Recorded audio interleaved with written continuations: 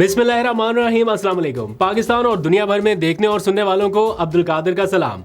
जो लोग समझते थे कि इमरान खान बहुत जल्द जेल में जाके घुटनों पे आ जाएगा या बातचीत के लिए तैयार हो जाएगा, अब बहुत सारे लोगों को मायूसी होने लगी है और बंद कमरों में वो ये कह रहे हैं कि हम तो बातचीत के लिए तैयार हैं, इमरान खान सबसे बड़ी रुकावट है। और ये बातें अब सिर्फ बंद कमरों में नहीं, खुलेआम भी कहीं कहीं हो रही हैं कि इमरान खान बात नहीं कर रहे। फिर उन्हें मशवरा भी दिया जा रहा है कि आप बातचीत करें, आप इस मुल्क के बड़े लीडर हैं और आपकी तरफ नज़रें, आप थोड़ी गुफ्तगू का रास्ता खोलें।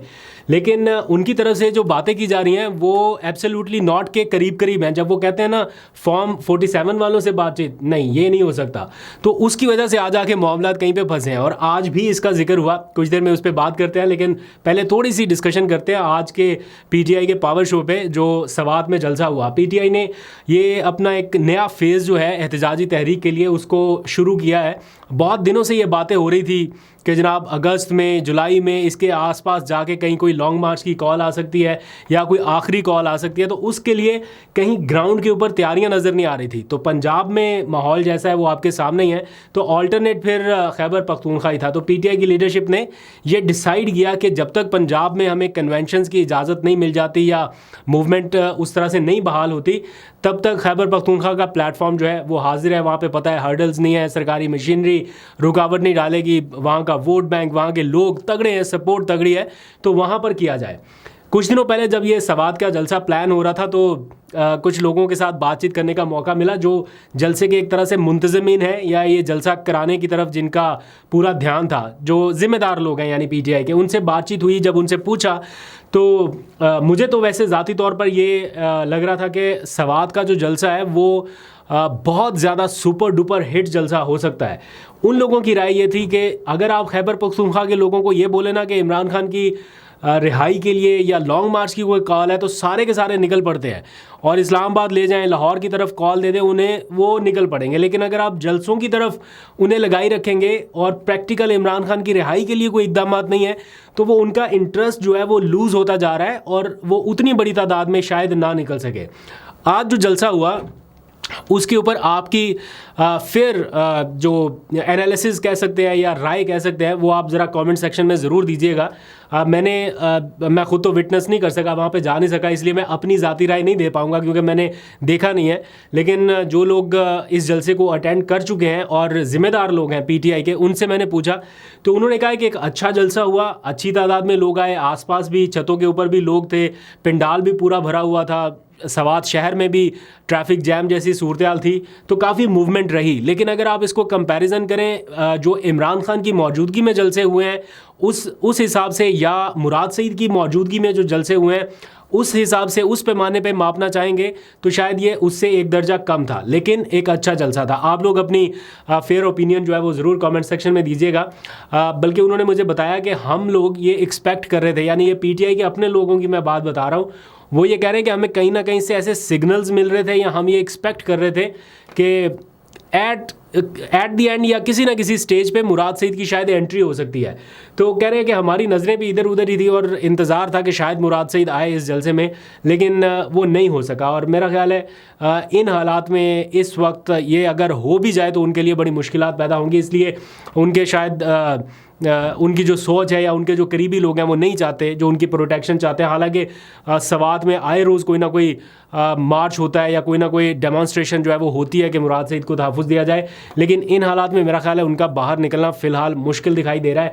वो तभी शायद निकल के सामने आएंगे जब कोई फ़ाइनल कॉल आपके सामने आ जाएगी या कोई मूवमेंट की तरफ बढ़ेंगे। बाकी जहाँ तक बात है कब ये कॉल आनी है, कब लॉन्ग मार्च होना है, इसके लिए कोई सच फौरी तौर पे तो हिकमत अमली नज़र नहीं आ रही। बस ऐसे है कि बड़ी बड़ी बातें या वो क्या कहते हैं कि जलसों में तकरीरें तो बड़ी ज़बरदस्त हो रही हैं, लेकिन कोई ऐसा फौरी तौर पे लाहे अमल नज़र नहीं आ रहा कि ये इसी महीने या इस महीने के एंड तक या कहाँ तक ये एहतजाजी कॉल नज़र आ रही है। लेकिन बहरहाल समहाउ कहीं ना कहीं से सिग्नल्स ऐसे भी मिलते हैं कि जुलाई में या अगस्त में ये सारा कुछ हो सकता है।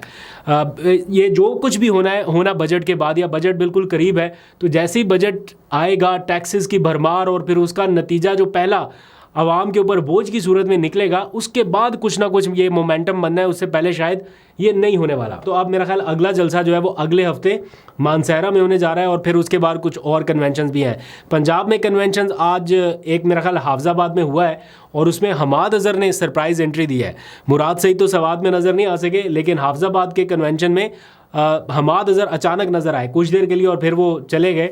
अगर किसी को पहले ख़बर हो या पहले पता चल जाए तो शायद पुलिस उनके आने से पहले हो। हम यहाँ पर इस्लामाबाद में थे, अभी 5 मिनट नहीं वो यहाँ पे रुके, 5 मिनट के लिए उन्होंने खाली हमसे बात की, आनन फानन। वो जैसे ही निकले हैं तो उसके बाद पूरा सेक्रेटेरिएट किस तरह से कॉर्डन ऑफ कर लिया पुलिस ने और किस तरह से अंदर एक एक कमरा का उन्होंने तलाशी ली, छापा मारा कि कहीं से हमाद अज़हर हमें मिल जाए। तो इस तरह जो लोग रूपोश हैं उनका अभी फौरी सामने आके इस तरह कन्वेंशन का हिस्सा बनना या जलसे करना ये ख़तरे से खाली नहीं है। अब आ जाइए ज़रा मुज़ाकराती मामलात के ऊपर। अभी आपने देखा सुप्रीम कोर्ट ऑफ पाकिस्तान में भी उनकी एक खैर लिमिटेशन है, वो उससे हट के बहुत क्लियर कट नहीं कह सकते। जैसे बंदियाल साहब ने तो कह दिया था कि बातचीत करें आप, उन्होंने तो वो पूरा एक माहौल ऐसा बना दिया था कि जनाब बैठें बातचीत करें, तारीख का ऐलान करें कि कौन सी तारीख को इलेक्शन होना है। बड़ा अच्छा हो रहा था वैसे वो भी, लेकिन इन हालात में जो माहौल है इसमें जजेस जो हैं वो बड़े मोहतात तरीके से आगे बढ़ रहे हैं और वो खुल के तो कुछ नहीं कह पा रहे अपनी आईनी हदूद की वजह से।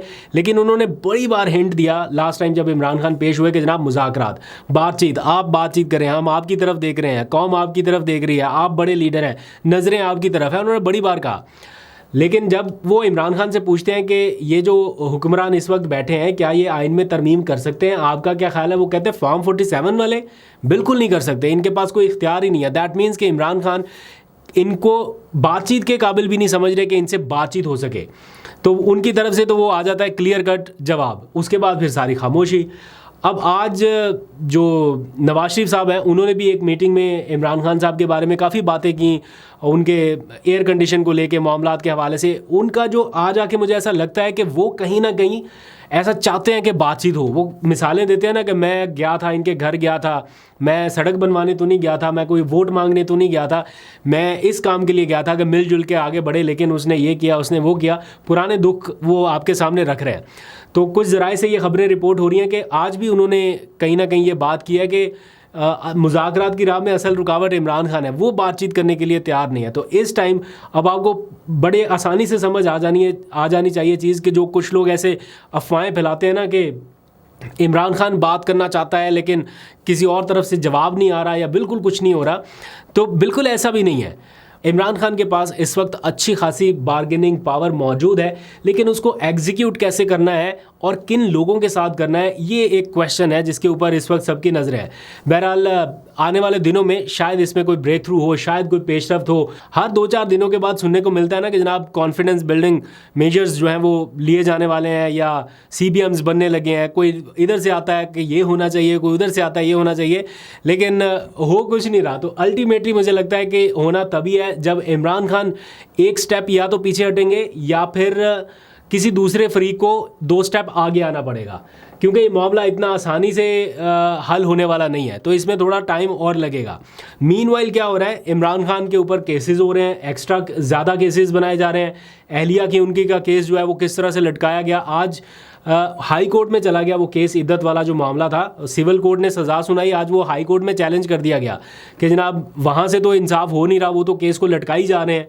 पूरा केस सुनने के बाद जज साहब ने कहा जनाब मैं फ़ैसला ही नहीं सुना सकता। तो फिर इस्लामाबाद हाई कोर्ट का दरवाज़ा उन्होंने खटखटाया, लेकिन उसके ऊपर एतराज़ात लग गए कि एक अदालत में मामला पेंडिंग है सिविल कोर्ट में, तो हम इसको किस तरह से, डिस्ट्रिक्ट कोर्ट में अगर मामला पेंडिंग है तो हम इसको कैसे सुन सकते हैं। तो बात तो खैर ठीक है, इस्लामाबाद हाई कोर्ट की एक पॉइंट तो वैलिड है, लेकिन ये भी देखना पड़ेगा कि वहाँ से पूरा केस लड़ने के बाद, सुनने के बाद, आर्गूमेंट होने के बाद जो महफूज फ़ैसला है वो नहीं सुनाया। कम से कम ये तो किया जा सकता है कि जज साहब से कहा जाए कि जो आपने फ़ैसला महफूज किया था वो आप हमें हमारी तहवील में दें, हम अनाउंस करते हैं। अगर आप नहीं अनाउंस कर सकते थे या आपने नहीं अनाउंस करना मुनासिब समझा, तो उन आर्गूमेंट्स की रोशनी में जो फाइनल डिसीजन है वो क्या हो सकता है वो आप हमें बताइए।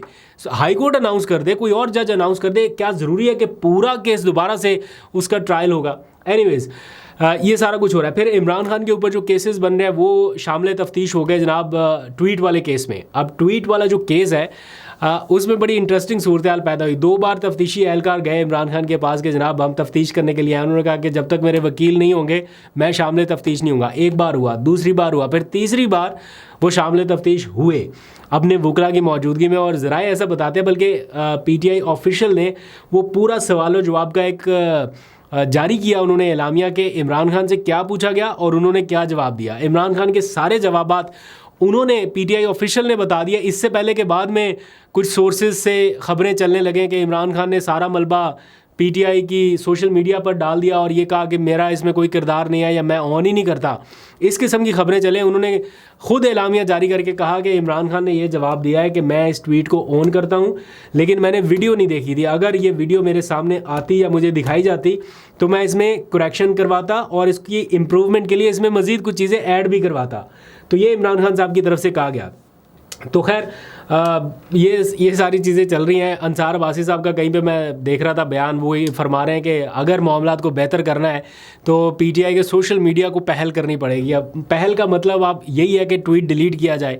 तो इसमें जाके मामला बड़ा एक जगह पे स्टक होगा। क्या ये ट्वीट डिलीट हो या अमेंड हो या बिल्कुल ही इस मौक़िफ़ से PTI पीछे हट जाए। ये लीगल कमेटी के सपुर्द किया है PTI ने मामला। अब अभी तक उनकी कोई इनपुट सामने नहीं आई। जैसे ही आएगी आपको अपडेट करूंगा। अभी तक के लिए इतना, अपना बहुत सा ख्याल रखिए। अल्लाह हाफिज़।